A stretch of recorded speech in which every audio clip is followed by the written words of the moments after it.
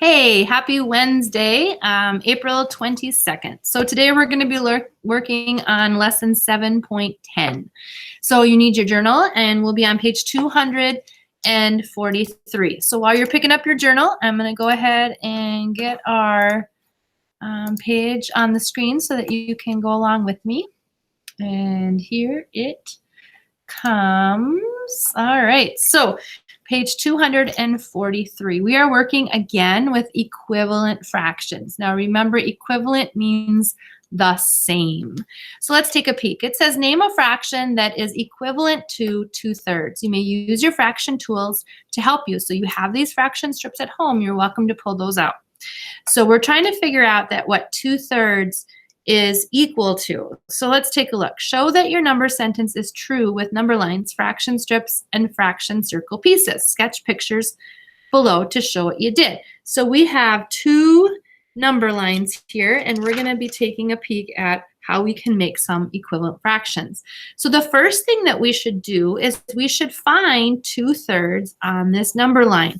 So we know that 2/3 has 3 equal parts. So we are going to go ahead and try to find or try to make 3 equal parts. Now, for the most part, they're pretty equal. This one looks to be a little bit bigger, so maybe yours is better at home. So this would be 1/3. So right here would be our 2/3 spot, 2/3.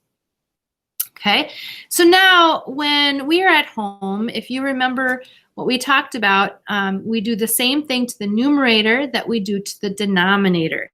So let's go ahead and take this fraction and let's multiply it times 2. So if we multiply it times 2, our new numerator, 2 times 2, is going to be 4. And our new denominator, 2 times 3, is going to be 6. So 2/3 is the same as 4/6. So we're going to go ahead on our number line and we're going to make 6ths. So there's 1 spot, 2, 3, 4, 5, and this spot would be the 6th spot. So we have 1/6, 2/6, 3/6, and right here would be 4/6. 2/3 is the same amount as 4/6. Okay. So another way that you can do it if you don't have a number line is you can take a peek at your fraction strips. Okay. So again, if we're showing 2/3, oh, my lines are not as straight as I hope yours are. And this fraction bar is going to show 6ths. So let's go ahead and cut our fraction bars into what we need.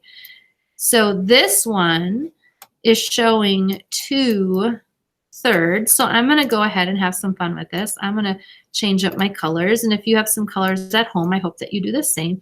So I'm going to color this one. There's 1/3. And I would color another one. So this would be 2/3. There we go. And I wouldn't color that last one because then it would be 3/3.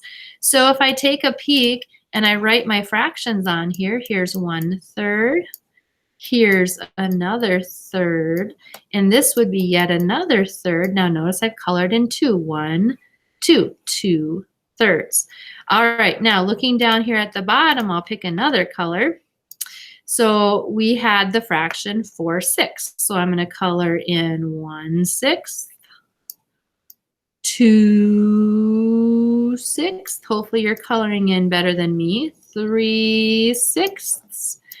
And I'm coloring in 4/6. This would be 5/6. And that would be 6/6.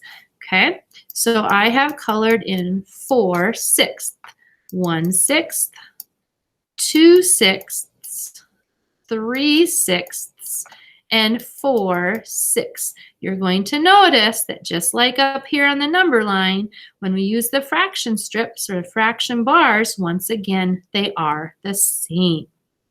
All right, let's take a look at our fraction circles. This is a little bit harder. So I'm going to break this circle up into thirds. I probably should have made it down a little bit farther. And I will break this circle up into thirds. And here's the trick to make sixths. You just break those remaining parts into pieces. Okay, we want this fraction bar, or this circle, to show 2/3. And this circle is going to show 4/6. So once again, we can get some fun colors going in there. So if I wanted to show 2/3, I would color in 2 of the 3 pieces, just like I did up here on the top. And on this circle, I would color in 4 of the 6 pieces. And again, your coloring will be way better than mine. So there we have it. And just like we did on the top there, you'll notice that this part and this part are the same. 2/3 is the same as 4/6. So it takes up the same amount of space if you're using fraction circles, if you're using fraction strips, or if you're also using the number line. So that's another way to show how fractions are equivalent. All right, my friends, let's go ahead and turn the page. We're going to do one together, and then you're going to do the other one on your own, okay? So again, you can use circles, strips, or number lines, just like Lee did, to find 2 fractions that are equivalent, okay? So how can we make an equivalent fraction, Mrs. Martin? So Lamar is going to give us a fraction. Speak loud, Lamar. What's that? Oh, thank you, Lamar. He says 3/4. All right. So we are going to have the fraction 3/4. So now it says my sketch. All right. So I'm going to sketch a fraction bar. Okay, and Lamar wants us to use 3/4. All right, so that means I have to draw fourths. Do you love how straight my lines are? It's terrible, awful, terrible, awful.